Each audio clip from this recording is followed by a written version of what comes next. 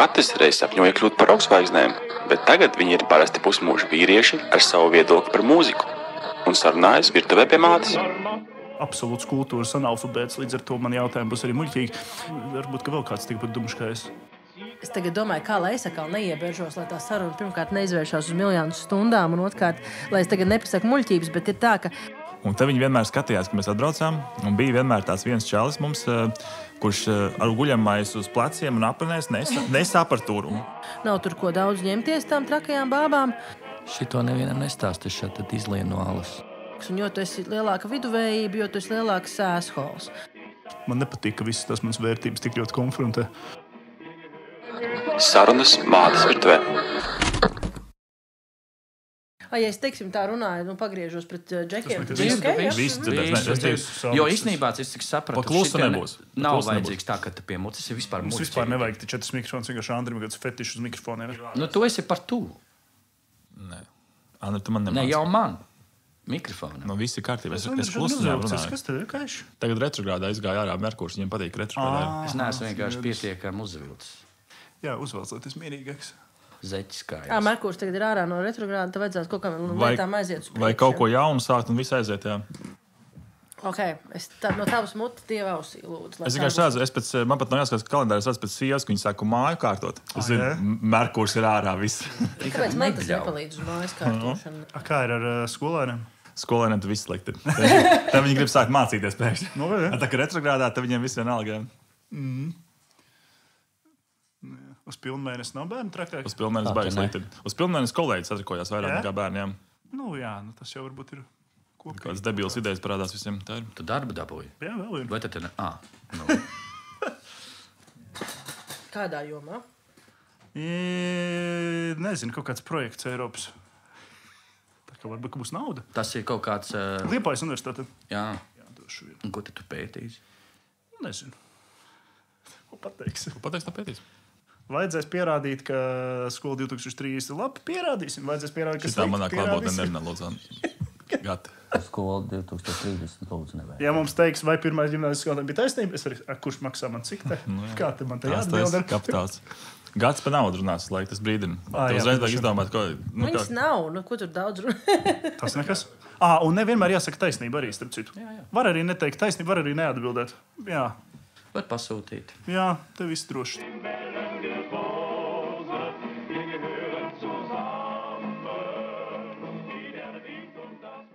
Tā, lai gan gads mēs šodien visu sabojā jau, mēs vienalga viņu parunāsim, un parunāsim arī ar Ievu. Tad mūsu podkāstā pirmo reizi ir daļā dzimuma pārstāve, un mēs paplašinām mūsu areālu ne tikai no mūziķiem, arī uz kultūras darbiniekiem. Nē, nu ko, nu tad, ja mums jāprasa vienkārši Ievai, lai viņi izstāst, kas viņi ir divos vārdos. domāju, tas tā- Bet es uzreiz divos vārdos. Ieva var vienkārši iesākt pastāstīt, jā, kas viņi ir, ko viņi nodarbojās. Divos. Līdz 2 minūtēm viņš teica. Kultūras producenti. 1, 2. Ko tas sevi ietver? Jā. Nu tad es sāku, ja? Droši. Sveiki, es esmu Ieva Niedre. Es esmu kultūras producente, strādāju šajā profesijā. Visu laiku es saku visiem vairāk kā 10 gadus, bet nu jau būs jāsāk teikt vairāk kā 15 gadus, jo citādi es to vairāk kā 10 saku jau kāds 5 gadus vismaz. Nu, ilgi diezgan strādāju šajā profesijā. Un 2016. gadā es sapratu, ka es nespēju izturēt darbu pašvaldības un valsts iestādēs, un man tas liekas galīgs bezspriģēls, un tāpēc es uztaisīju pati savu nodibinājumu. Un sāku taisīt pasākumus, kultūras pasākumus, notikumus, koncertus, izrādes un tā tālāk un tā joprojām. Tādus, kas man pašai šķiet nozīmīgi, svarīgi un, ko man liekas, ka cilvēkiem varētu, kas varētu vairākās teiksim tā, vairākos aspektos būt interesanti Latvijas sabiedrībai, un arī sabiedrībai ārpus mūsu valsts. Pat ārpus? Jā. Nu, tagad pēdējos gados mēs diezgan aktīvi arī strādājam ar dažādiem partneriem no Skandināvijas, no Vācijas, no Baltijas valstīm un tikko arī atgriezāmies no Austrālijas, kur mēs vienu izrādu uztaisījām. Wow. Man nav vairs ko teikt. Beidzam? Es domāju, ko tāda kultūras producēšana, ko tas sev ietvers, dzirdēja pasākumu organizēšanu. Arī, bet tas ir tāds pasākuma organizēšana, ir tāda viena no lietām, ar ko es teiktu, tas ir tāds pats sākumiņš, ar ko parasti mani aroda brāļi un māsas sāk savu lielo karjeras dzīvi. Arī es tā sāku, kā bērnu ballīšu vadītājs, ka man bija 15 gadi. Bija visādi tur pepijas un siventiņi un raganiņas un tam līdzīgi. Un tad lēnā garā jau pieaugot un saprotot, ka, teiksim, tas ir diezgan laba lieta, kas man sanāk.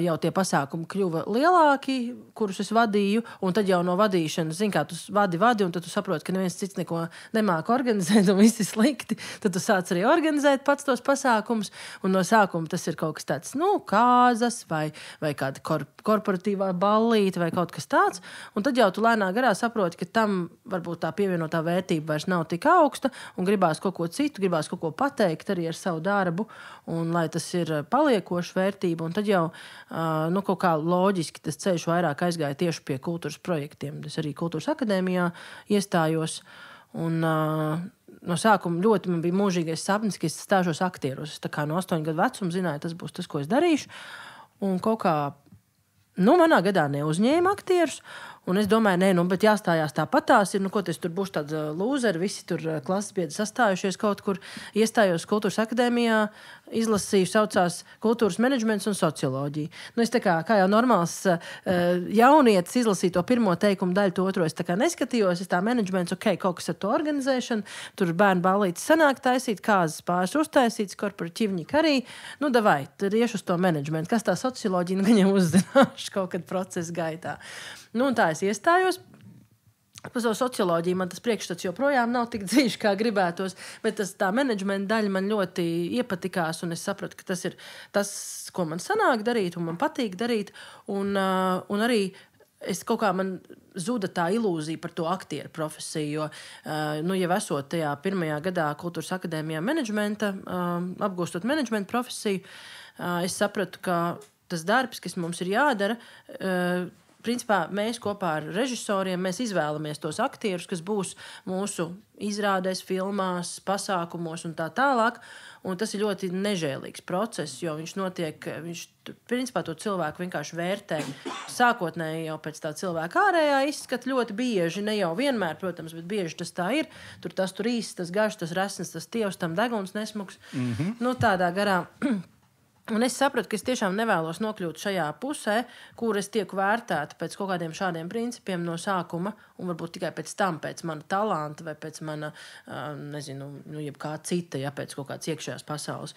Un tad es kaut kā lēnā garā sāku strādāt nevalstiskajā sektorā, taisījām dažādus pasākumus Rīgā, tur tikko sākās bija tās gan Baltās nakts, gan Staro Rīgas tradīcija, tad tur mēs kaut kādus pirmos tādus centienus, un pēc tam sāku, domāju, jāatrod kārtīgs darbs. Māma arī teica, ka beidzot vajadzētu kārtīgu darbu atrast.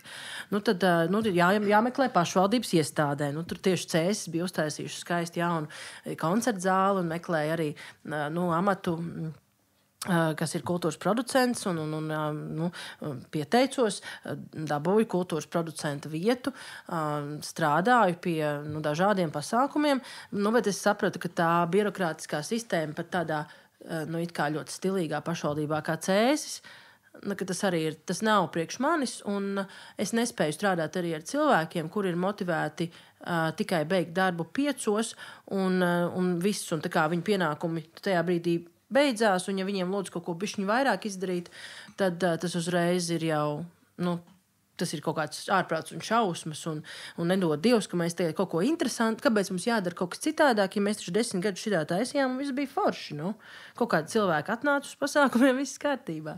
Tā bija tā attieksme, ar ko es nespēju sadzīvot, un tad es sapratu, ka vienkārši jādara sava lieta, un tā arī es nodibināju fondu Initium, un tagad mums ir 4 pastāvīgi darbinieki un dažādi mākslinieki, ko mēs piesaistam pēc vajadzības un taisam ļoti, ļoti dažādu jomu kultūras notikumus. Jūs taisat visu, sākot no izrādēm, beidzot ar koncertiem, izstādēm. Nav jums nekāds ierobežojums, ko jūs tieši darat? Ierobežojums ir tas, ka ļoti svarīgi, lai mums pašiem, man un tagad jau arī maniem kolēģiem, lai viņiem būtu prieks un vēlme pie konkrētā projekta strādāt, un aizvien biežāk mēs sākam taisīt projektus, kur mēs arī esam mākslinieckās komandas sastāvdaļa.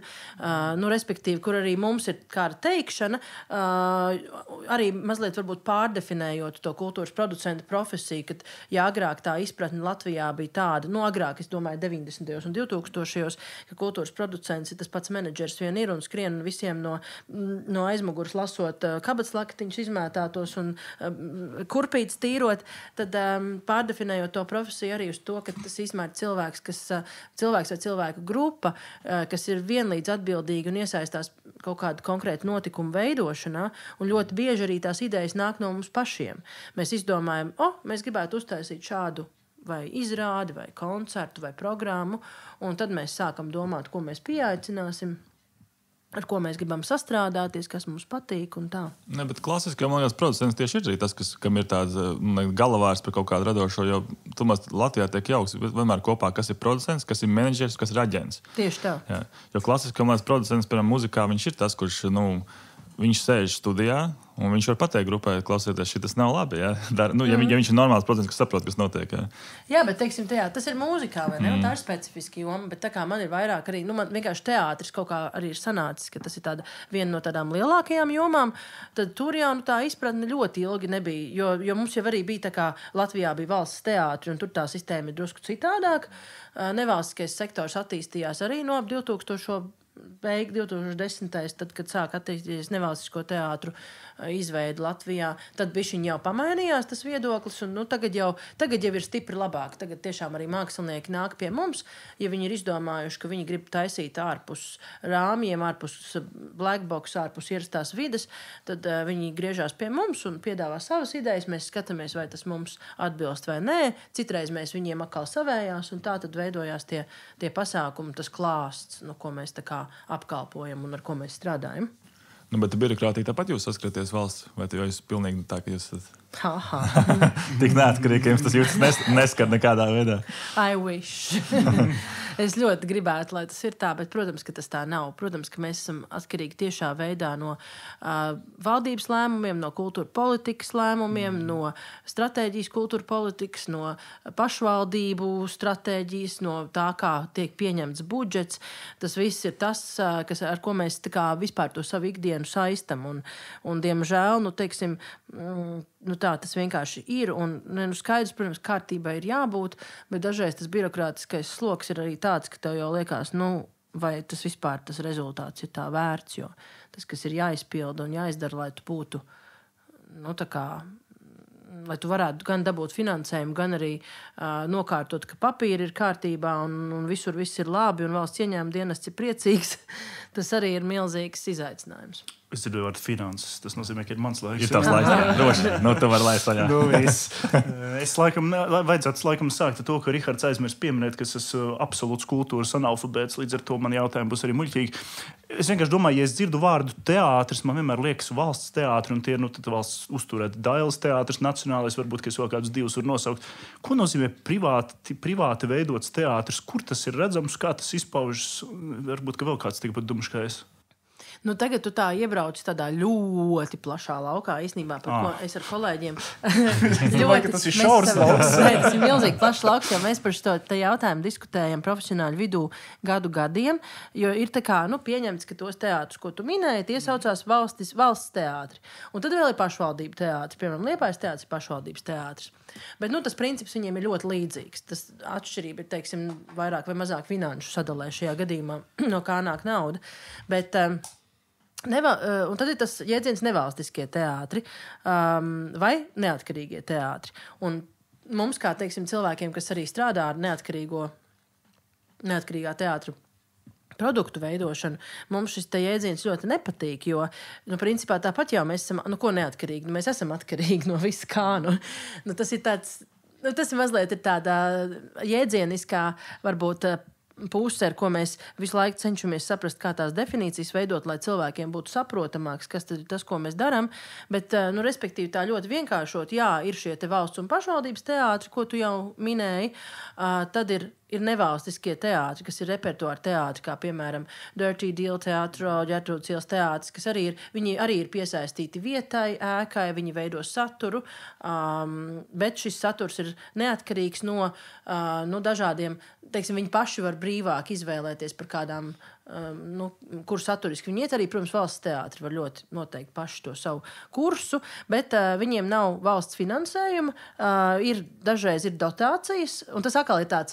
Es tagad domāju, kā lai es atkal neieberžos, lai tā saruna pirmkārt neizvēršās uz miljonu stundām, un otrkārt, lai es tagad nepasaku muļķības, bet ir tā, ka arī, protams, nevalstiskajiem teātriem, jā, mums tā, gan teātriem, gan arī organizācijām, kas nodarbojas ar izrāžu veidošanu vai ar šo projektu veidošanu, mums jau tāpat kaut kādā jomā ir valsts finansējums. Mēs visi konkurējam uz Kultūra Kapitāla fondu finansējumu, mēs visi piesakamies dažādu pašvaldību konkursos, tas jau tāpatās ir valstī piesaistīts finansējums. Bet tās modelis, kā mēs viņu iegūstam, mums visu laiku ir jāsacenšās. Tie ir konkursi, tas ir pierādīšana nepārtrauktu par savas eksistences nepieciešamību. Arī par katras konkrētās izrādes vai produktu nepieciešamību. Un arī, kas atkal ir ļoti tāda laba lieta, ir, ka ļoti bieži šajos teātros nav konkrētas trupas, un tu esi tādā ziņā brīvs izvēlēties, ar ko tu vēlies strādāt, gan māksliniekiem, gan aktieriem un tā tālāk. Bet mūsu tā specifika ir vēl mazliet citādāka. Jo, jā, teātris ir viena no jomām, ar ko mēs ļoti daudz strādājam, un lai vēl tagad tev vairāk sajauktu galvu, tas mūsu mīļākais žanrs ir vai kopienas teātris, tas ir kopienā balstīti iestudējumi, vai arī īpaši vietai radīti, site-specific, angliski šis termins, vietai radīti iestudējumi, kas ir tas, ko es minēju iepriekš. Ja mākslinieks vēlās taisīt kaut ko citādāku un inovatīvāku, viņš nāk pie mums, un tad mēs apdzīvojam dažādas interesantas ēkas, dažādus dzīvokļus vai varbūt ārtelpas. Kas katras izrādes specifikai tad ir nepieciešams. Un pakomentējuši par to kopienas teātri, tā ir tāds formāts, kas pasaulē jau ir ļoti izplatīts, un Latvijā viņš ir ienācis un parādījies un definējies salīdzinoši nesen. Jo mēs ar to sākām saskarties vairāk, kad Latvijas 100-gadē kultūras ministrija izdomāja, no cilvēkiem attiecīgi jomas ekspertiem uzzināja, ka šī ir tāda metode, ar ko var izstāstīt reāli dokumentālus stāstus, vēstures stāstus, šodienas stāstus, kas aptver plašāku sabiedrības lauku un kas nav saistīti ar konkrētu autoru darbiem, piemēram, tur ar Blaumaņa lugām vai Raiņa lugām. Bet ka šie veidotāji ir mākslinieki kopā ar konkrētu sabiedrības grupu. Un tad mums bija uzdevums šo vīziju pildīt un veidot gan apmācības māksliniekiem un cilvēkiem, kas vēlētos strādāt ar šo metodoloģiju, gan arī veidot iestudējumus. Un paralēli mums savukārt bija, protams, jau mākslinieki, kas ar to eksperimentēja arī paši, kā Krista Burāna vai Mārtiņš Eihe vai Jānis Balodis vai Valters Sīlis, kuri arī jau izmantojot, viņi vienkārši jau bija gana inovatīvi, lai zinātu, kā arī šīs metodas tiek izmantotas pasaulē un gana eksperimentu kāri, lai to jau taisītu arī Latvijā. Un tad sanāca, ka mēs viņi darbojās ar savām lietām, mēs ar izglītības bloku un savām izrādēm, un tagad Latvijā ir jau tāds, es jau pat gribētu teikt, diezgan tāds spēcīgs kodols ar cilvēkiem, gan māksliniekiem, gan teātra veidotājiem, gan arī no interesantiem no sabiedrības vidus, no šīm sabiedrības grupām, kas ļoti mīl un jūt to vērtību tieši izrādēm, kas ir balstītas kaut kādos īstajos, reālajos dzīves stāstos un pieredzē. Respektīvi, īsais kopsavilkums atšķirībā no valsts teātriem, kuriem būtībā ir garantēts finansējums, jums visu laiku ir jāaug, jātīstās un jāpierāda sevi. Jā, tieši tā. Bet labā ziņa, ka jūs varat eksperimentēt ar formu, vietu un visu pārējo līdz zināmai robežai. Tās robežas īstenībā ļoti... protams, nepārkāpjot likumu, nevienu tur neievainojot, bet tās robežas ir ļoti plašas. Un tas arī ir tas, kas cilvēkiem, kas strādā šajā jomā, tas ir viss interesantākais. Jā, skaidrs. Vēl primitīvai sakot, būtu tā, ka tas bonus tāds, ka nav zināms jau, ka Ģirs Česteris būs galvenā lomā. Ja parastā teātrī, tur jau skaidrs, tur jau tie galvenos lomas spēlētāji ir, tur tik, cik viņi ir, jā. Jums nav tāda problēma, bet jums ir cita riska, ka jums ir, ja tā izrāda neizdodas, tad tas ir tāds finansiāls risks, teiksim, lielā teātrī. Viņi var pamēģināt, viņiem nesanāca. Bet vai ir finansiāls risks? Vienmēr ir. Vienmēr, protams. Jo, kā lai saka, skaidrs ir tā, tas ir atkarīgs arī no tā veida, kur tas finansējums nāk. Protams, ka tie naudas devēji, kas ir vairākas piesaistīti tieši kultūrai, viņi vismaz formāli saka, un arī it kā cenšas to pildīt, bet tas ir atkal ļoti subjektīvs jautājums, ka mums ir vieta eksperimentiem, kas teorētiski pieļauj to, tev kaut kas nesanāca, ok, es atvainojos. Jā, ja kaut kas tad neizdevās, tad tu vari mēģināt atkal un citas idejas. Jo tam būtu jābūt absolūti, tas ir pilnīgi nepieciešams, lai radītu jaunas formas. Mēs nevaram tā kā 100% garantēt vienmēr izdošanos. Tāpat kā jebkurā jomā. Tas ir tā, es teiktu tā, protams, ka tas, ja tu vairākas reizes pēc kārtas nesanāks, tad tev arī nesanāks dabūt vairs naudu. bet ir šīs naudas devēja organizācijas kā Kultūra Kapitāla fonds, kas vismaz formāli piekrīt tam, ka šie eksperimenti ir atļauti. Bet, protams, ka tu jau arī kā veidotājs gribi garantēt to, lai tas gala produkts ir izdevies un interesants. Un jāsaka, kā ir, ka mums īstenībā lielākoties jau pat, ja varbūt ir kaut kādas diskusijas kritiķu vidū, kas tur ir labāks, kas sliktāks, kas vairāk izdevies, kas mazāk, tad tas pats jau darbs, jo viņš vienmēr ir ļoti inovatīvs un tā vienmēr ir kaut kāda sabiedrības grupa, ar ko mēs viņu kopā radām, vai arī gadījumā, ja mēs to neradam ar sabiedrības grupu, bet ar māksliniekiem un taisam to ārpus ierastās vides, tur tāpatās ir gana daudz šo pozitīvo aspektu.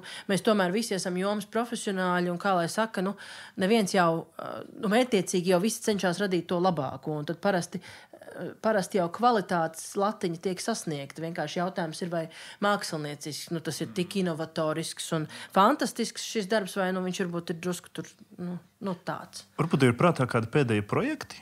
Kādi, kas izdevušies? Pēdējā izrāda izdevās, varbūt var pastāstīt, bet tas bija caur fondu netīm, tas Raganu izrāda? Maleus Maleficarum, jā. Varbūt, ka var vairāk pastāstīt, jo es neko nezinu.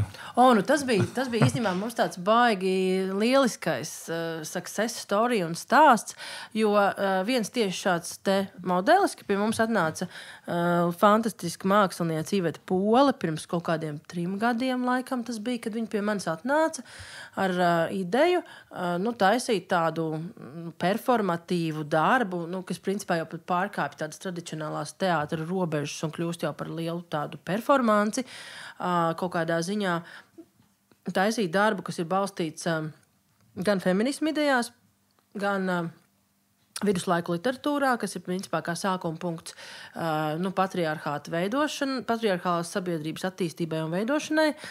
Konkrēti ir tāds darbs, kas saucās Maleus Maleficarum, latviski viņu tulko kā Raganu Veseris, ko ir sarakstījis tāds vācu kungs, kuram viņam bija ļoti spēcīgs viedoklis par sievietēm vispār, un viņš tādu sarakstīja tādu biezu grāmatu ar to, kāpēc visas sievietes principā ir raganas.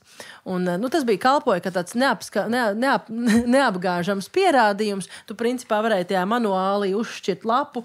Un, tas bija pētījums, mūsdienās sakot. Tāds, es teiktu, drīzāk tāds manuāli, tā, mana sieva ir traka noteikti, tā, viņa šodien tur raudāja, kas viņai vēl tur bija, tā, tad viņa tur uz kaimiņiem ne tā paskatījās un bija ļoti saniknojusies, ka man ir mīļākā un vicinājās ar rokām. Tad noteikti viņi ir galīgi sapsihojusies. 100%. Un droši vien visticamāk, tad ragana, ok. Tad viss skaidrs, varam dedzināt.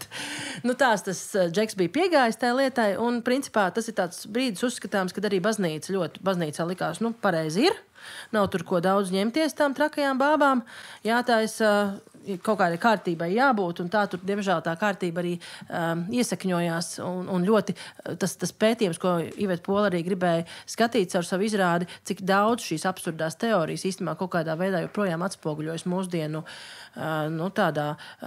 pasaulē un skatījumā. Un ka mēs pat paši nezinām, no kā tas ir nācis vai kur tas ir radies. Un šī ideja viņai bija tāda fundamentāla un skaista, un tad 3 gadu ilgā procesā mēs dabujām gan nepieciešamo finansējumu no ļoti daudz dažādām vietām, tas arī ir tāda mūsu specifika. Parasti, ja tu taisi lielu projektu, tad tev nepietiek ar vienu projektu konkursiņu. Tur ir jābūt daudziem partneriem un sponsoriem un naudas devējiem iesaistītiem. Un mēs uztaisījām izrādi Rīgas cirkā un uztaisījām jaunu rekordu. Pirmo reizi nevalstiskais sektors kā tāds un īpaši organizācija, kas nav teātris pēc būtības, dabūja gada balvu, Grand Prix, gada lielās formas izrādes Pelmeņu naktī. Jums pašiem tas bija pārsteigums, vai jūs jutāt, ka kaut kas tāds varētu notikt? Zini, bija gan. Jo es ļoti labi zinu Latvijas sabiedrību, un mūsu sabiedrība arī teātra vidē ir gan konservatīva. Un mēs domājām, tā kā mūs nominēja, mēs bijām... Tas bija lielāks pārsteigums, ka jūs nominēja sākumā. Īstenībā jā, bet tā kā mūs nominēja, bija tā, mēs zinājām 100 punktu, ka mūs... Labi, 100 punkti nekad tu neko nezini, bet mums bija ļoti liela sajūta, ka mūs varētu nominēt par video mākslas darbu, tāpēc, ka Katrīna Neiburga to radīja, un tas bija tiešām, arī es uz pati skatījos uz to darbu, un tas bija absolūti tāda inovācija arī kaut kādai pieejai un veidam, kā tas tiek darīts, un man likās, ja šitam neiedos, tad viņi vienkārši tad tur nav vispār vērts iedziļināties šajā žūrijas lēmumā, bet mēs par to, ka mūs nominēs gada lielajai formai, mēs bijām pārsteigti ļoti un ļoti laimīgi, un mēs domājam, tad tas skaidrs, ka viņi tagad ir mūs nominējuši, viņi ir parādījuši savu cieņu, bet to man vismaz tā bija personīga sajūta, es nevaru teikt par visiem kolēģiem, ka to lielo balvu jau neiedos. Ka viņi jūs parādīja, ka viņi jūs pamanīja, ka viss kā malečs. Jā, kas jau arī tiešām ir daudz, bet tajā brīdī, ka mēs tur sēdējām tajā Dailes teātra lielajā zālē un to pasludināja, es nezinu, man tas bija šoks, patīkams un ļoti liela laimes sajūta, jo, parasti tas ir politisks lēmums, parasti tas ir lēmums, kas ir saistīts ar ļoti daudz dažādiem aspektiem. Protams, kā jau viss šie pasākumi Latvijā. Jā, protams, ka kā jau arī, žūrija, es ļoti cienu to žūrijas pārstāvjus, viņi ir forši atbildīgi jomas eksperti, bet tāpat jau vienmēr kaut kur ir gan tās subjektivitāte, gan tas, protams. Mēs nevaram no tā izvairīties. Tā kā šajā gadījumā mēs sasniedzām tādu lielisku jaunu latiņu, droši vien ieguvām arī veselu čupu ar cilvēkiem, kas ir mums kaut kādi tagad jauni, ne ienaidnieki, bet kaut kādi skatās tā, ak, Dievs, kas tad tie tagad tur tādi ir. Atkal droši vien ir arī citi, kas ļoti novērtē un priecājās. Pārsvarā jau nevalstiskais sektors priecājās, jo tas nozīmē, ka beidzot tas paver kaut kādus ceļus plašākus arī citiem un tā. Tas noteikti arī liks teātrim sasproties, jo konkurence ir konkurence, jo tas naudas maciņš jau tomēr beigās ir viens. Kaut kādā intervijā Seņkovs teica, ka tas ir pavērs, kaut kādu vispār jaunu tādu atvērs lapus, jo tagad tas nozīmē, ka var taisīt. Cilvēki var dabūt arī tās balvas, nav cilvēki, nav sev jāierobežo. Viņš teica, tas ir diezgan tādā ziņā izraisījis tajā teātra pasaulē diezgan liels pārmaiņas. Es dzirdēju vārdu 3 gadus, domāju, ārprāts, 3 gadi, līdz cik apmēram tāds pasākums izmaksā reāli? Īstenībā ļoti daudz. Es īstenībā, kā lai es to godīgi saku, man ir, protams, tāmes, kur man ir aprēķini. Bet tu jau tajās tāmēs arī, beigās jau tajās galvas tāmēs jau tu neiekļauj to reālo stundu apjomu, ko tu vai komanda esat nostrādājuši. Tu neiekļauj to, ka tu tur esi 5 reizes naktī skrējis pēc bulciņām, jo visi tur ir strādājuši diennaktīm. Tā kā tādās ļoti brutālās aplēsēs, šis projekts, šī summa kopējā, tie ir kaut kādi, no 70 līdz 80 000 apmēram es lēstu, jo tur ir iesaistīti, tas ir milzīgi tur ir ārzemju mākslinieki, tur ir Latvijas Igaunijas kopiežojums. Es biju domājis lielāku ciparu, atklāt sakot. Es pat tev varbūt teikšu, var jau būt, kad arī beigās viņš pat uzaudzis būtu. Tas ir tāds aprēķins, ko es tā kā aptuveni esmu aplēsis. Bet tas ietver ko? Vienu izrādību? Cik bija izrādes tur? Mēs kopā nospēlējām 6, bet es tagad pateicu par to radīšanas posmu par tām 3 pirmajām, jo tās bija tā kā iekļautas tajā pakā, un pēc tam jau tām nākamajām mēs atkal meklējām citu finansējumu un, protams, tirgojām biļetes. Es domāju, vai biļetes vismaz tos pārējos šovus pat ne tā. Tāpēc, ka tur ir tāda lieta, ja tu Latvijā taisi tādus inovatīvus un eksperimentālus darbus, tad, protams, arī mākslinieckā vīzija ļoti bieži ir tāda, kas neiekļauj to, ka 1000 skatītāji var smuki apsēsties vienā vietā un noskatīties. Tur vienmēr ir kaut kādas interesantās prasības un idejas. Šajā gadījumā mūsu maksimālais cilvēku skaits uz vienu izrādi bija, man liekas, 230, 220. Jā. Un tad jāmaksā izrādēm būtu ne tikai 100, iespējams, jau pat 1000. Bet jūs viņu tikai cirkā varat rādīt. Jums, Nē, tas nav, zin kā, tas ir optimāls variants. Bet, protams, ka pielāgot jau var, bet mums ir svarīgi, ir kaut kādi parametri, kas mums ir būtiski, jā. Īsais kopsavilkums skatītājiem, lai cik viņš ir samaksājis, viņš par to ir dabūjis vērtību pretī ievērojami lielāku. Jo tās izmaksas uz vienu skatītāju, respektīvi, stipri pārsniedz biļešu cenu. Tādiem lielajiem mākslas projektiem 100%. Arī lielajos teātros īstenībā, kur citi kolēģi to ir taisījuši. Cita lieta varbūt ir tīri komerc projekti, kuriem arī ir tur sarežģītāk varbūt piesaistīt kaut kādu finansējumu no fondiem, tad viņi droši vien parasti arī aprēķina tur ļoti tā brutāli. Mums būs 3 aktieri, mums būs šāda smieklīga komēdija, un mēs varam tur viņu parādīt 300 cilvēkiem katru reizi. Un tad es domāju, ka tur veidojas bišķi citādāk šis algoritms, bet māksla ir dārga, jā. Bet es biju te izrādē, un kā es saprotu, tā vieta tieši piedāvāja to unikālo formu tai izrādē, kuru tu nevari atkārtot īsti pieņemsim 4-kantīgā telpā vai aktu zālē. Kaut kur tā cirks, atceries, ir 360. Jā. Un tas nozīmē, ka tas ir jau uzdevums tādā ziņā, ka ļoti radoši var pieiet, kā arī dāmas piegāja tur. Karājās tur augšā pie piesietiem, no tām visām mūsu auklām un tam līdzīgi. Augšā bija video projekcija, kur nāk uz leju, uz apaļas, tādas baltas, tā kā tāda, kas tas bija paudu. Tas bija linolejs. Tas ir linolejs, redzi, es jau tikai biju tur tā linolejs. Tu biji viens no tiem 200, ja? Es biju. Klausies, es ceru, ka tu pats pirki biļeti. Bet, respektīvi, es neredzu pats personīgi šo te Andris bija ekstra vietā. Viņš skatījās no lejas, jo viņam vēl bija arī jāskaņo pie reizes. Tad jau visu, Jā, tā sanāca. Bet viņš drīkstēja nepiekrīt. Es gribēju to pateikt, es nekad nevarētu iedomāties viņu citādā veidā par to izrādi. Tiešām tādā mērā un tādā. Jo pats jau materiāls, kas nāca no turienes, bija tādi, ka cilvēki, es nekad nebiju redzējis, ka cilvēks pieceļās aiziet varbūt uz toaleti, bet aiziet prom vispār, jo tas, kā lai pasaka? Nē, tas ir daudz reiz. Jā? Man liekas, vai tas tik nebija. Tas, ko Andris saka, ka cilvēks tā kā, ka tas materiāls viņu tik ļoti trigero, ka viņš iziet ārā no telpas un viss prom, čau. Bet tā tas notiek diezgan bieži Latvijas teātros.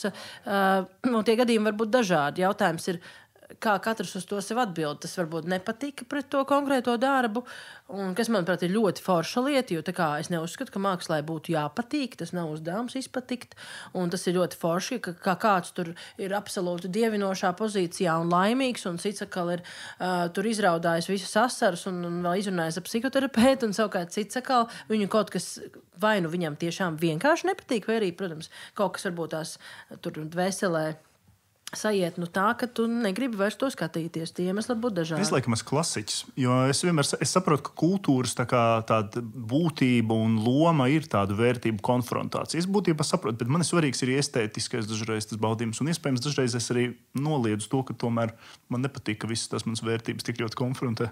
Iespējams, ka tas ir tas, varbūt arī tas ir tas, kāpēc tas klasiskais teātris cilvēkam ir vienkāršāks, jo bieži vien jau nav tā konfrontācija, ir vienkārši tu paskaties uz šovu. Jā, man liekas, teātris man viens no tādiem, kur ļoti bieži cilvēki iet ārā arī no klasiskiem teātriem. Jā. Ja tu aizies uz kino vai kaut kur, tad tu parasti neredz, ka iet cilvēki projām, bet teātris ļoti bieži novēros, ka kaut kā, ne jau, ka tur puszāle, bet tu redz, ka pēc pirmā cēliena pazūd cilvēki projām. Zini, kā atšķirība ir tāda, tas varbūt, tur jau būtu dažādi aspekti, vai neviens ir tas trigger moments, cits varbūt tiešām tā izrāde bijusi garlaicīga, vai katram jau arī no mums ir sava gaume, vienam patīk, otram nē. Man liekas, tas ir ļoti ok, ka skatītājs var tā darīt. Man pat tas likās šausmīgi interesanti. Vienā brīdī es sāku kā producents atrast konkrētus brīžus, kuras tēmas ir kādu ļoti notrigerojušas, un tad tu skaties, tā kā tu zini, parasti pēc šita tagad ir tik pulkstens, šajā brīdī kādam jāiznāk ārā ir, jo tur notiek konkrētā aina.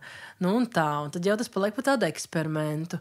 Un tādi interesanti novērojumi. Man liekas, ka Kirills Serebreņikovs, kas ir tāds krievu režisors, varbūt varbūt jūs arī viņu zināt, viņš ir ļoti gana populārs arī Latvijā, viņš ir diezgan daudz strādājis, un viņam ir ļoti grūti gājis arī ar varas režīmu, un viņš ir, tāds liels mākslinieks, kurš vienreiz, es tagad negribu citēt nepareizi, bet tā doma bija tāda, ka vienas viņa izrādes skaņu partitūra ir klaudzošās durvis no skatītājiem, kas dusmās aiziet prom no izrādes, un tas bija konkrēti teikts par izrādi Tuvā pilsēta, kas bija Nacionālajā teātrī, un tā arī bija. Es pati biju to izrādi, un viņi īstenībā ļoti patika, un tur tādas, pārsvarā gados vecāki cilvēki gāja tā ļoti klaudzēt. Tā ir normāla statistika, jo, ja teiksim, YouTube video tu vari ielgoties un apskatīties, kurā brīdī cilvēks tā kā beidz skatīties, vai ne, tad vienkārši šeit izrādē kādam jāvās tā statistika roku, viņam ir jāpieraksta tas laiks, tas normāli. Tik izrādīja grūtāk drusciņu pamest, jo tomēr ir kaut kāds arī tas sociālais, tomēr varbūt spiediens. Nē, vajag aizslēgt durvis ciet. Tad tāda izmisuša skatītāja. Tad kāds daudzās vienkārši. Nē, es teikšu kā otrādi, ka atstājam durvis vaļā, jo tas, kas man visvairāk kaitina operā, ja man patīk opera, man teātris nepatīk, būšu atklāts. Man nepatīk, ka sāk skatīties man priekšā telefonu un čukstēties. Man tas vienkārši tas ir operas sastāvdaļa mūsdienās. Jā, tāpēc es operas reti eju. Tu neesi bijis operā, kad lietuvieši atbrauc ar autobusu. Viņi sākumā aiziet uz Rīgu, un tad viņi visiem maisiņiem sēž saviem. Nopietni, ne, operā tā ir, ja atbrauc lietuviešu autobusu, tu zini, ka opera sabojāt, jo tur viņi sēž visiem maisiņiem. Viņiem tur dāsta iekšā. Es tieši šokar uz operu, es ceru, ka tur man nebūs lietuvieši. Viņiem vienmēr dāsta un žāvēta gaļiņu nopirkt Rimī, un tad viņi sēž visiem maisiem un gaida, jo, ka izrāda beigsies. Ārprāts. Gardrobē neatstāja. Tas nevar. Tomēr pārtiks produkti. Nav jau joks. Bet operā tur arī tagad ir tie jaunā tā titru sistēma, ne, ka tur tas telefons vispār gandrīz pat ir jāvēl ārā. To es neesmu redzējis. Tur parasti es redzu, ka kāds aiziet kaut kāds kas tas ir Candy Crush, iet jau otrā cēlēnā. Tas kultūrā to sauc par atvilktā vīra sindromu. Jā. Varbūt, ka tas secinājums beidziet reāli vilkt tos vīrus, lai es varu skatīties to operu. Iet ar draugiem, kas to novērtēs, vai ne tieši tā? No otras puses, varbūt, ka ir labi, ka ir tie vīri atvilkti. Tomēr bišķi tas intelekts varbūt ceļās. Nezinu. Ar varu jau nepiespiedīsi. Tā jau tas ir. Nezinu, man tas liekas reāli interesanti vispār. Bet kādi vēl citi var būt projekti? Pa teātris skaidrs, jo būtībā tas jau tad ir tāds ļoti, ļoti grandios. Ir kaut kas arī mazāks?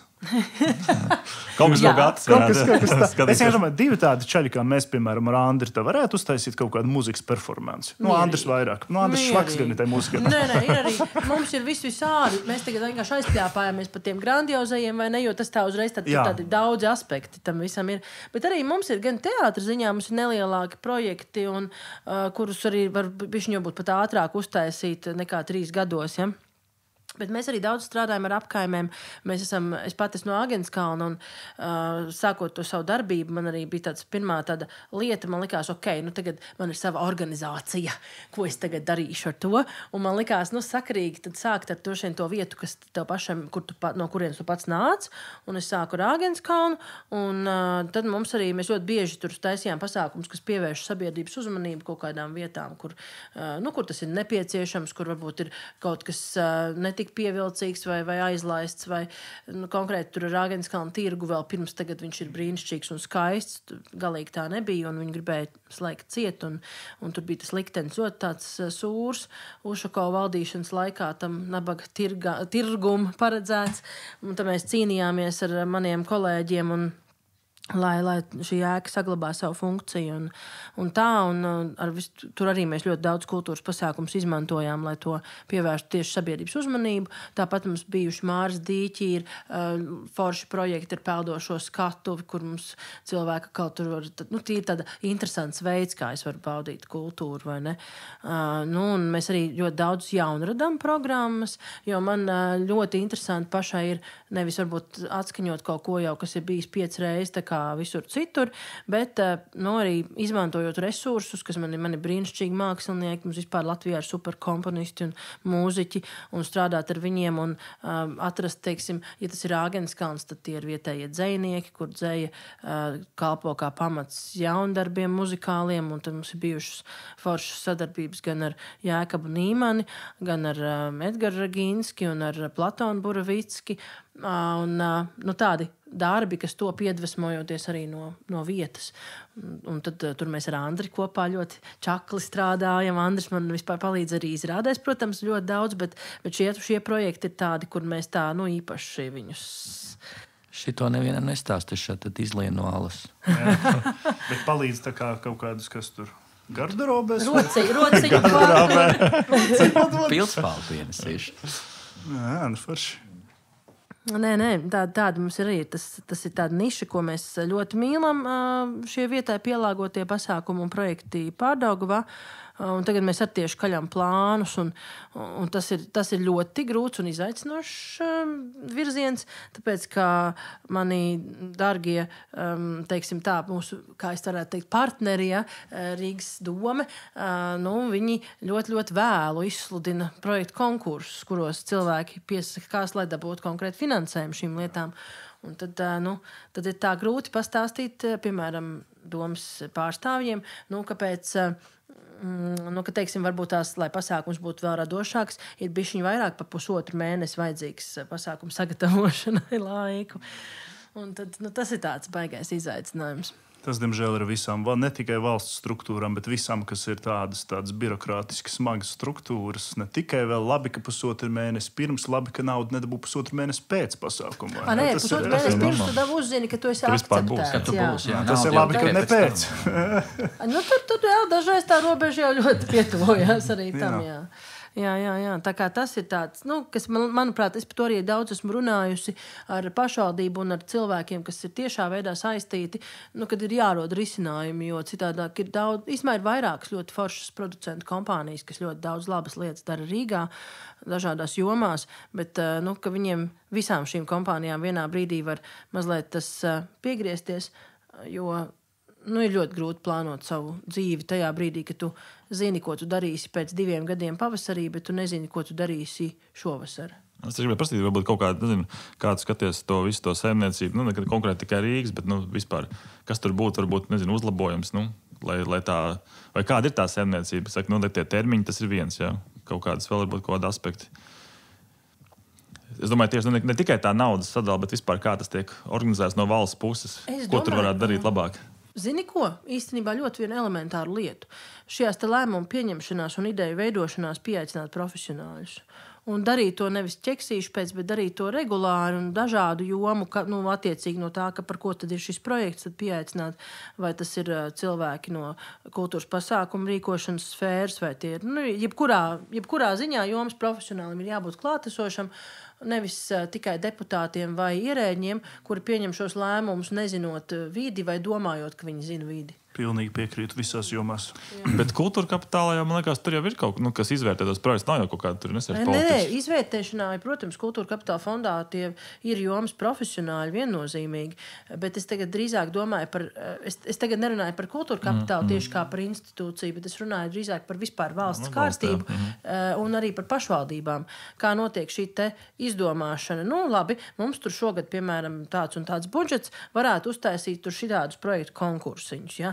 Tagad tur tā un ļoti smukas idejas, bet skaidrs saprotams, ka ļoti bieži tas atdurās pret to, ka tur nav stāvējis klāt tas profesionāls. Tieši nolikuma izveidē vai kaut kādā, ka varētu daudz efektīvāk izmantot gan laika, gan finanšu resursus. Baidos, ka tas mazākās pašvaldībās nebūs nekad iespējams. Un cilvēki, tur tas muļķīgākais, jo īstenībā jau Latvijā īpaši, manuprāt, tās paaudzes, kur ir no 20 plus līdz 30 plus un 40 gadīgi, viņi jau ir šobrīd šie cilvēki ir kaut kā pārgājuši pāri tam vecajam menedžmenta formai, kas tagad visu turu pie sevis, un visi pārējie ir mani ienaidnieki.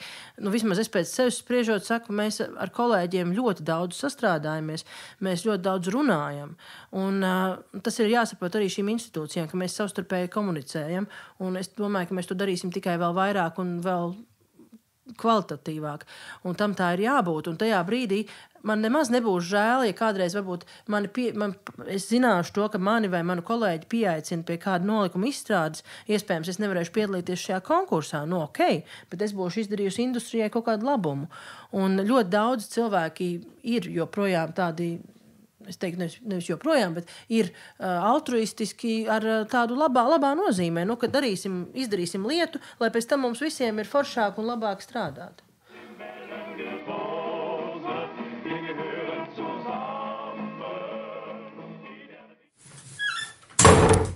Mans jautājums, bet visiem jautājumiem vairāk gan par mūziku, bet konteksts jau tas pats.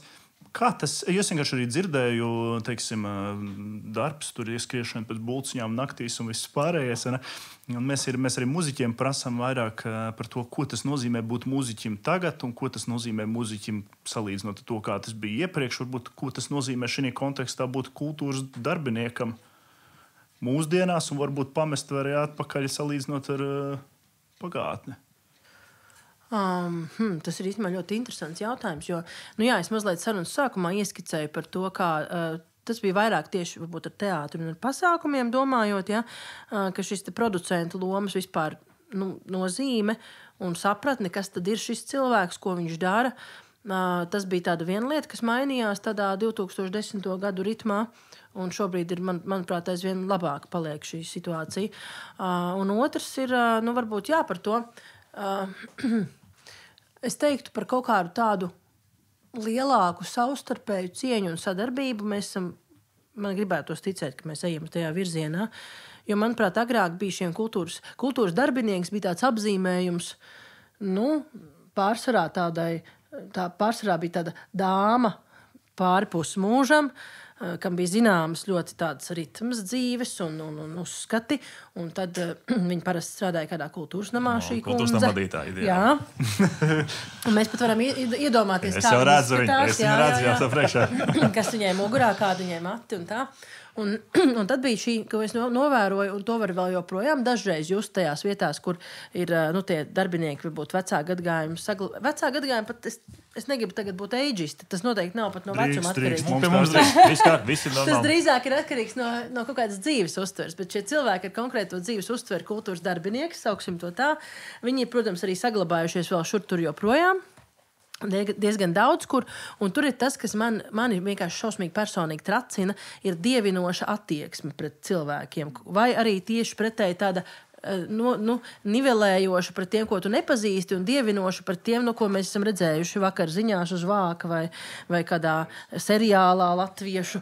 Tad ir cienījamais mākslinieks un godātais tur aktieris, un ja to, ka esi kaut kāds tur jaunāks vai alternatīvāks, varbūt pārstāvis, tad tev nemaz tā nesagaida ar tiem pīrādziņiem. Tad tu tur pats stiepies pa aizmugurs durvīm, nesot iekšā savu tehniku un dekorācijas, bet tiklīdz tu esi šis te, kas ir tā kā kaut kāds it kā iedomāts status tur ir, un tad uzreiz man laikam tas visvairāk riebjās, un ko es varu teikt, ka mūsdienās es to pati vismaz cenšos ļoti kultivēt savā vidē, un es domāju, ka kolēģi dara līdzīgi, ka mēs pieejam tam tā, jo tu esi profesionālāks mākslinieks un vairāk izdarījis, jo tev ir jābūt kaut kādā ziņā tādam arī profesionālim šajā saskarsmē.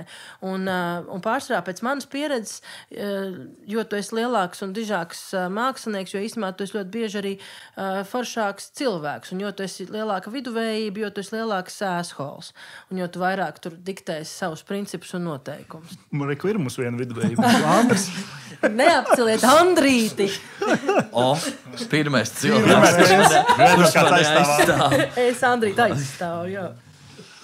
Jā, es tikko atcerējos, tu minēji par to, kā skatās uz tiem, kurš tur ir mākslinieks lielais un kurš ir tā kā kāds nepazīstams, tad es vienmēr atceros, kā mēs braucām tūrē pa Latviju, un es redzēju visās tajās vietās, tur pārsvarā mēs saskārājāmies ar kultūras nama vadītājiem, jo vasarā viņi to arī estrādi organizē. Un te viņi vienmēr skatījās, ka mēs atbraucām, un bija vienmēr tāds viens čalis mums, kurš ar guļamais uz pleciem un aprinēs nesapartūru. Un es redzēju, ka viņi zināja, ka tas noteikti nav no grupas. Tas ir kaut kāds alkoholiķis, kas brauc līdzi. Bet izrādījās, ka tas ir vokālists, kurš pēc tam pārģērbjās un kāpja skatuves dziedāt. Un viņa attieksme bija pilnīgi uzreiz, tas taču ir vokālists. Skaidrs, jā, pēc tam jau nāca runāja ar viņu, teica, cik labi dzied. Bet sākumā, kas tas tāds kaut kāds čalis izkāja pliks no mašīnas. Bez durvis aizcēja priekšā, jā. Tā ir. Bet tas beigas precīzi, un tas nav tikai šeit. Un es domāju, ka tas, es laikam būšu eidžists, ir vecākā kaut kāds varbūt hierarhijas un viss pārējais, jo tas neizpaužas tikai un vienīgi pie mākslā. Ka tā attieksme pret kaut kādu iedomātu autoritāti, kas bieži vien pat arī nepamatota. Es to arī pašvaldības darbā ļoti novēroju tajā īsajā laikā, kad es tur strādāju. Man bija ļoti tādas normāli, koleģiāli, labas attiecības ar pašvaldības vadītāju. Un mēs bijām, tā vecuma starpība mums arī nebija tik liela, un mums bija daudz kaut kāda saskarsme par jautājumiem.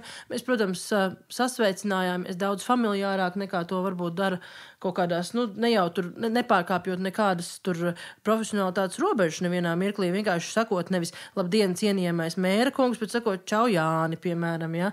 Tā kā tā komunikācija notiek.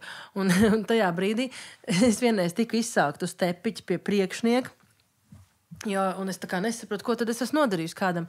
Un izrādījās, ka pa man bija sūdzējušās ierēdnes dāmas gados ar kultūras darbinieku frizūrām, kuras bija pateikuši manam priekšniekam, ka šai jaunajai skuķenei ir absolūti nepieļaujama familiāra attieksme pret pilsētas mēru. Un tas nekas, kad pilsētas mēram pašam tas vispār, viņš par to pat nezināja tajā brīdī, kad šāds te cases ir parādījies. Un tas bija tāds viens no tiem punktiem, kas man likās tāds, ak, Dievs, vienkārši jūs tā kā tērējat savu laiku, citu laiku un nodokļu maksātāju naudu, lai tā kā... Vajag tērēt nodokļu maksātāju pārreiz. Jo es esmu pateikuši čau Jāni kaut kādā brīdī. Bet kā ar tam darba stundām? Ir tāds normāls grafiks, jo Andris te tagad stāsta, ka viņš strādājot normālākā grafikā. Tas ir mums katram, ja mēs tā kā uzliekam sev pa tādu... kontekstu. Nē, es domāju, ka tas normālākais grafiks, tas mums katram ir kaut kāds tāds sapņu vieta, kurā mēs gribam nonākt. Aha.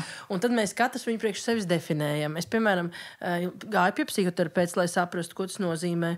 Un viņi man brīnišķīgi skaidroja, ka tas ir tā kā mēs plānojam darba dienas, mums ir arī tieši tikpat strikti jāieplāno brīvdienas. Un es domāju, kas tas tagad tāds būs? Un tad es cenšos to ņemt vērā. Un dažreiz arī Andrim pasaku, es saku, klausies, vecīt, tu man tas svētdienā gribu uz tirgu braukt un vēl man te pasaukt, ja? Nē, nebūs tā. Šoreiz nevar. Viduvējību, kas saka? Bet, zin kā, citreiz ir tā, protams, ka mums nav tas grafiks normāls. Bet no vienas puses, tas atkal ir pluss un mīnus. Nav mums no 9 līdz 7 tas darbs. Nē, līdz cikiem strādā normāli cilvēki? 6. 4 tagad pēc Covid. Vispār līdz 3, atklāt sakot. Redz, nē, mums tā nesanāk. 5. 5 jūs strādājat? Nē. Mēs strādājam? Es nezinu. Nē, cilvēki tagad nestrādā. Viņi mājās strādā. Pēc pusdienām jau neko vairs nedara neviens. Ir tā pirms sagatavošanās, pirms tā pasākuma. Jo, viss večs maina profesiju. Protams. Nē, radošie, es strādāju mediju aģentūrā, bet es redzu radošos, un es redzu, ka radošie strādā vienmēr, tad, kad viņi strādā. Viņi ir vai no agrāk, vai viņi ir vēlāk. Bet viņi atļaujas arī iedzert, un nākamā dienā varbūt, piemēram, atnākt vēlāk, ja? Kas ir plus gan mīnus, vai ne? Jā, tas ir, protams, tas ir pilnīgi no cilvēkiem atkarīgs, bet grafikām, protams, tas plus un mīnus, tas ir vienmēr, bet tie mīnus ir lieli, es neslēpšu, tas ir tā, ka tev ir tās negulētās naktis, un tā ballīte jau arī kļūst par darba sastāvdaļu kaut kādā ziņā, jo tu jau nevari tā kā, pateikt, ok, veču, paldies par pirmizrāda tā. Skaidrs, ka tev visiem ir tad nākamā izrāda varētu nebūt iespējams. Un arī tas pacilājums un emocijas, kad būtībā jau droši vien gribās. Un arī tādās ballītēs mēs kontaktus veidojam, un tas ir tas grafiks, ka tev pa naktīm ir jāstrādā. Gan citreiz projekti jāraksta pa naktīm, citreiz jātusē pa naktīm, citreiz abi jāpaspēj pa naktī iesniedz projektu un aizskrien patusēties bišķiņ. Bet vismaz tā ienākuma plūsma ir kaut cik stabila. Es vienkārši domāju, kā tas jautājums ir risinājies, vai nav gājis priekšu, vai ir atkal viena diena nauda ir, tieši vien ieskaitījumu gaida jau 3 dienas. Skaidrs, tad viss. Bet cenšamies, kā lai es saku, tā kā es esmu atbildīga arī par saviem darbiniekiem, mēs cenšamies šobrīd. Protams, ir brīži, kad man ir jāsaka, klausieties, piedodiet, bišķiņ būs pāris dienas jāpagaida. Pāris dienas jau nav nekas. Citreiz arī ir tā, ka ir kaut kādas lielās naudas, kas nāk kaut kādā sistēmā, un ir, jāpasaka arī kolēģiem vai piegādātājiem, klausieties, būs ilgāk jāpagaida. Stulbi. Un tas ir kaut kāds tāds mans profesijas mīnus, kas man pašai šausmīgi nepatīk, bet, tā tas ir, bet tas, ko mēs šobrīd cenšamies darīt, lai mazinātu to, ir iet uz kaut kādiem ilgtermiņa lielajiem projektiem, kas ir daudzu gadu garumā. Tad vismaz ir daļēji naudas apmaksa iespējama. Jā, ka tu zini, ka tev arī būs, pieņemsim, ka tas ir no Eiropas struktūra fondu finansējums vai kādu citu tādu lielāku, tu nevis kašņā pa tādam mazam čupiņai, bet tev ir bišķi vairāk lielāka tā nauda, un tu zini, 4 gadus man ir šis projekts, un tas nozīmē, ka katru mēnesi man ienāks kaut kāda vismaz varbūt naudiņa no šī konkrētā projekta. Tas ir tas, ko ko mēs mēģinām izdarīt, lai es justos labāk un lai darbiniekiem būtu foršāk un tāds mērķis. Nu, tā kā jā. Es teiktu, ka ir vēl viens solis, līdz lai tas kļūtu par tādu kārtīgu īstu biznesu, ka paliek arī pašam kārtīgi pāri. Jā, un tas solis ir kaut kad cerams drīz jāveic, protams. Jo tas arī dod finansiālo stabilitāti, jo galu galā uzņēmējs cilvēks, kas riskē ar kapitālu, līdz ar to, ja ir tā, ka ir visu laiku gan tās nepatīkamās ziņas jāpaziņo, gan nevienmēr pietiek izmaksāt naudu, un beigās tas sausais atlikums ir tikai alga, tad, man liekas, tas diezgan drusku skumji. Jā, nu tur ir tā lieta, un tāpēc ir ļoti svarīgs tas, ko mēs iepriekš runājam par to gandarījumu. Tas jau mums tiem kultūras darbiniekiem, tas gandarījums ir tas lielā alga. Bet, nu labi, tas, protams, joks, jo mums jau katram vajag arī gribās tos dzīves standartus arī normāli kaut kādus sasniegt. Nu, arī kaut vai investēties pašā tajā, savā lietā, pieņemsim, ja man jāaiziet uzmērīt lauku, es esmu interesēts nopirkt kaut kādu mērierīci. Viņš man nodarīs. Kas ir ar tevi? Kas? Ar pēdām mēri. Kas jā, bet tas bieži notiek, Gati. Tā ir. Dažkārt ir tā, ka mežu smēri, tu nevari tā nomērīt, varbūt tev nav tādas iespējas, tu staigā, tu saproti to metru. Jā, es kādreiz biju skauts. Nestāsti. Es tev saku. Mēs varam izstāstīt, kā mēs mērījām dziļumu vienreiz ar Andrīti. Mums tagad... Bet piemini, jā, to dāmu arī. Mums tagad notiek viens... Tikai nevārdā. Droši mēs izgriezīsim. Mums notiek viens mums jāuztais koncerts, jo beidzot mēs esam tikuši no tā, ka mēs paši taisam inovatīvus modeļus uz to, ka mums arī kāds cits nolīgst taisīt šīs lietas, un tas ir pavisam patīkami, jo tu jau zini, ka tev nevis pašam būs tā naudiņa jākašņā, bet tev ieskaitīs to naudiņu kaut kāda konkrēta vai pašvaldība vai institūcija. Un tas bija pirms gadiem 3, 4, jā, pirms tie Covid gadi tik ļoti sajukuši. Kaut kāds 20. gads varbūt, tas bija Covid vasara. Nu labi, whatever. Covid tur bija kaut kur, bet pirms kādiem 3 gadiem, teiksim tā. Mūs nolīgst viena pašvaldība netālu no Rīgas taisīt koncertu Mežezerā, un mums ir ļoti skaists uzreiz tas peldošās skatuves piedāvājums un tā, un mēs jau zinām, kā to visu, kādiem iesaistītajiem cilvēkiem tur jābūt, bet tur ir ļoti svarīgs tās ūdens tilpnes dziļums, jo tur nevar būt ne pa seklu, ne pa dziļu, lai visu tur varētu noankurot tā, kā vajag. Tu iedomājies, lai internetā it kā varētu meklēt informāciju kaut ko par gulsni? Nav, mēs toreiz meklējām. Mēs meklējām, no sākuma gribējām būt profesionāli. Pēc tam bija diezgan silta diena, ko es sāku, Andrīts sekoja, izģērbāmies pliki un gājām iekšā ezerā. Un tad, tur, kur Andrītim bija līdz galvai, tur man bija vēl līdz krūtīm tikai, tā kā tur mēs aptuveni sapratām to starpību, un tā jau varēja noteikt to. Mēs iegājām dziļāk, paņurkojām. Es sapratu, ka zāle tur ir gara un apmēram vadoties pēc tāds, kāda mums tā zāle varētu izaugt, un īstenībā mērījums mums izveicām intuitīvi precīzi. Tie bija 4,5 metri. Un tieši tad varēja arī noankurot. Un tam līdz tā kā mēs arī... ļoti labi ņurko. Man nesanāk tik labi ieņurkot. Es nemāku tā īsti. Jā, skauts te bija. Nestāstams tas skauts. Es vienmēr stāstu pasakas. Bet sakot, ka tā investīcija, šajā gadījumā tā ir tā paša investīcija, ka mēs darām to, ko darām ar savu veselību un apziņu tādā, lai notiek tā lieta, vai ne? Un tas, kad es izvēlos aizbraukt svētdienā un piezvanīt Ievai, Klau, Moš, tu vari iznākt. Andrim ir problēmas ar naudu. Es viņam saku, tu nekad lūdzu nerisini jautājumus ar naudu viens pats. Jā, saku, nāc, es tev palīdzēšu. Viņš vienmēr aiziet un sabojā visu.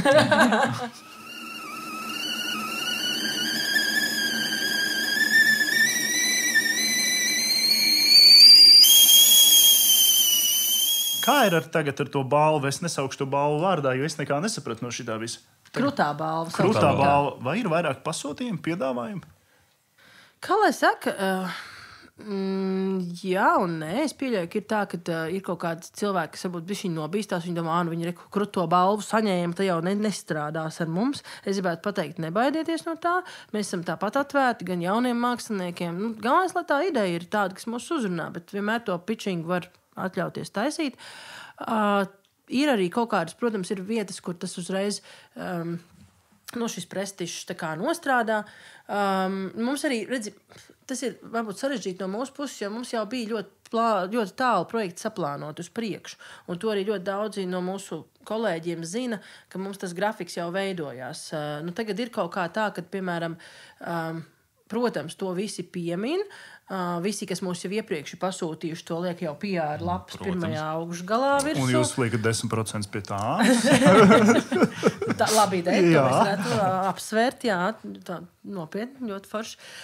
Bet ne, mums ir tā, kā lai saka, mums ir ļoti labas lietas tagad iestrādes. Mums ir Igaunijā Tartu Eiropas kultūras galvaspilsēta šogad, un Tartu pašā un ap Tartu visi tur rosās un taisa visu kaut ko. Un mēs esam uzaicināti 2 diezgan lielos projektos taisīt izrādes. Mums būs 2 pirmizrādes. Un tur jau, kā teikt, varbūt nevis mainās tas apjoms, bet mainās varbūt arī bišķi tā attieksme kaut kādā brīdī. Kad, tad vieglāk ir varbūt piesaistīt cilvēkus. Reku šitie tomēr nav kaut kādi dīvaini tādi meža rūķi, bet viņi reku ir balvu dabūjuši arī. Tā. Tas ir svarīgi. Tas ir svarīgi, jā. Vēl būtu jautājums tāds tieši tā, kad jūs nākt uz to pitching, varbūt kaut kādas lietas, kaut kādiem jauniem māksliniekiem, ne tikai mūziķiem, jebkuram ieteikumi, vai kaut kādas kļūdas, ko viņi parasti pieļauj. Teiksim, tā otra puse, ar ko jūs saskaraties. Jā, tas ir. Katram jaunajam māksliniekam. Jo mūsu klausās, mūsu 7 klausītāji, varbūt, ka viņi gribētu nāk pie jums ar projektu, teiksim, ko viņi ņemt vērā uzreiz, lai viņi jau būtu atnākti tādi sagatavotāki. Pirmkārt, svarīgi ir to ideju tiešām mīlēt un aizstāvēt pašam. Nevis tā, klausies, tur kāds projekts, tur varētu uztaisīt izrādi, tā kā it kā. Tas nedara. Tev jābūt pašam ir sagatavotam. Tas nenozīmē, ka tev man jārāda PowerPoint prezentācija. Ja tev ir, tad, okay, varbūt arī labi, jā. Varbūt arī citreiz pārāk stīvi. Man nav vajadzīgs, man nav vajadzīga kaut kāda īpaša pieeja. Man ir vajadzīgs tas, ka es redzu, ka tas cilvēks ir aizdedzies par to savu ideju, un ka viņam tiešām tas rūp. Nepazudīs pusceļā. Starp citu, ļoti svarīgi. Ļoti bieži tas ir arī jauniem māksliniekiem, bet vispār tāda problēma tev liekas tā ideja, baigi foršā, un gribās viņu tagad taisīt. Un tad es viņus parasti atsēdinu ar to, teiksim, pirmkārt, pēc 2 gadiem mums tur varētu būt laiks to darīt. Un tad arī reāli tas ir tas cikls, kurā varētu dabūt to finansējumu. Bet es gribēju, pēc nedēļas ir kultūra kapitālā tas termiņš. Vispār šodien viņš ir, šodien man neviens lūdzu nerakstiet ar savām idejām. Bet parasti tas ir tā, nākamā nedēļa ir tas kultūra kapitāls, un tad es tur varētu, tā kā šito mēs varētu iesniegt, ja jūs sakat jā. Un tad es saku, bet pagaidi, mums tā kā tur ir jāzina. Ļoti daudz aspektu, tas ir atkarīgs gan no tā projekta izmēra, gan no tā, ko tu gribi piesaistīt. Un tad sākās parasti vēl viena kļūda jauniem māksliniekiem. Viņi nosauc kaut kādus 5 amazing aktierus, piemēram, vai mūziķus, katru no sava sastāva, īpaši aktieriem. Tas ir tā kā katru no sava teātra.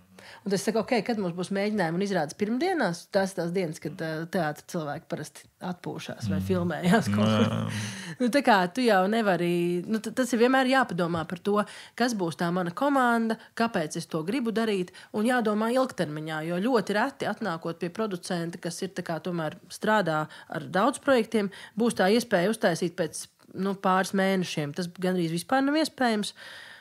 Pēc pusgada, ja tā ideja ir super gatava un tu tiešām tajā konkursā uzreiz to naudu dabū, var mēģināt, ja pēkšņi visas zvaigznes ir sakritušas un tur ir kaut kāds laika sprīdis brīvs, bet tas ir baigais. Tas ir super riskī. Tā kā mēģināt var, bet neiesaku.